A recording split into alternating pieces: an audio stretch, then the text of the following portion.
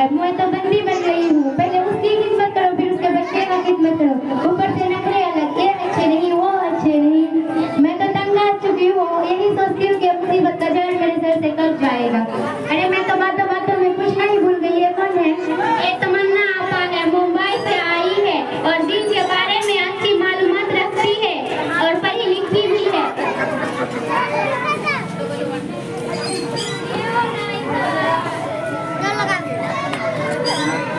अरे तमन्ना फूफी, अभी तक तुम इन दोनों के साथ ही बैठे हो? हाँ, ये सासू माँ बैठी है।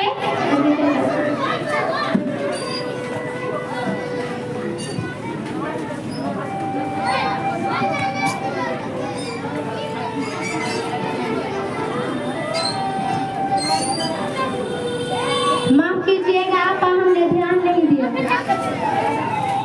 हाँ, कोई बात नहीं। सुबह से देख रही हूँ हमारी जुबान में दूसरों का शिकवा शिकायत बहुत ज्यादा हो रही है और जुबान का गुनाह तो बहुत कसरत से हो रही है। और हम औरत की बहुत बुरी आदत हो गई है। जहाँ दो चार जमा हो गई वहाँ दूसरों की तस्करा, दूसरों की चुगली हमारी तबीयत का हिस्सा बन गई है। महज वक्त गुजारी के लिए हम गिबत करना शुरू कर देते हैं और उसका नुकसान पर बराबर भी अंदाजा नहीं है। हाँ बहन बोलो। ये भला गिबत क्यों होगी? मैंने तो जो हकीकत थी वही कह रही थी। हाँ, अरे बहन सुनो तो सही, ये गिबत कहती ही है जिसकी तुम गिबत कर रही हो उसकी पीठ पीछे बुराइयां बयान करना, और जिसकी तुम गिबत कर रही हो उसकी तो कुछ ऐसा ही है नहीं। अरे मेरी प्यारी फूफी, मुझे तो तुम्हारा गुफ्तगू सुनकर एहसास हुआ कि मैं कितनी बड़ी गलतियां में मुब्तला थी और इतनी बड़ी गुनाह को जुबान का चटकारा वक्त टाइम लॉस की जरिया समझती थी। मैं वादा करती हूँ कि आइंदा से कभी भी किसी के पीठ पीछे बुराइयां नहीं करूंगी।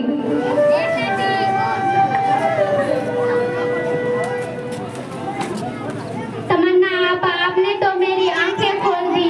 मुझे ये भी नहीं पता था कि ये भी एक गुनाह है। मैं वादा करती हूँ कि मैं किसी के पीठ पीछे नहीं बोलूंगी और आइंदा किसी के बीच में भी नहीं बोलूंगी। मुझे एहसास हुआ।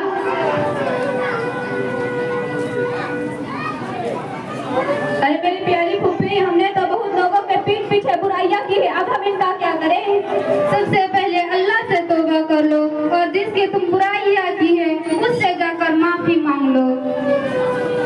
जज़ाकल्लाहु खैरन तमन्ना फूफी, तुम्हारा बहुत बहुत शुक्रिया कि तुमने हमें इतनी बड़ी गलतियां से बचाई। सासू माँ, मुझे माफ कीजिए, मैंने आपके पीछे बहुत बुराई की थी। हाँ बेटा, माफ किया, मुझे भी माफ कीजिए, मैं भी तुम्हें बुरा भला कहा। मैंने माफ किया। दादी जी, मुझे माफ कर दीजिए, मैंने आपके बारे में बहुत बुरा भला कहा। हाँ बेटा, मैंने तुम्हें माफ किया, मुझे भी माफ कर दो। तुम्हारे बारे में मैंने पीठ पीछे बहुत बुराइयां की थी। कोई बात नहीं आंटी, आप भी मुझे माफ कर दीजिए। हाँ बेटा, माफ किया, मुझे भी माफ कर दो। इस ड्रामा से आपको क्या सीख मिलती है? इस ड्रामे से हमें ये सीख मिलती है कि हमें किसी की पीठ पीछे उसकी बुराइयां नहीं करनी चाहिए, न ही उसके पीछे उसकी गिबत करनी चाहिए। अगर आज हम उसकी गिबत करते हैं तो हमारी नेकियां क़यामत के दिन उसको दे दी जाएगी जिसकी हमने गिबत की थी। अस्सलाम वालेकुम वरहमतुल्लाहि वबरकातुहू। वालेकुम अस्सलाम वरहमतुल्लाहि वबरकातुहू। बहुत खूब, बहुत खूब।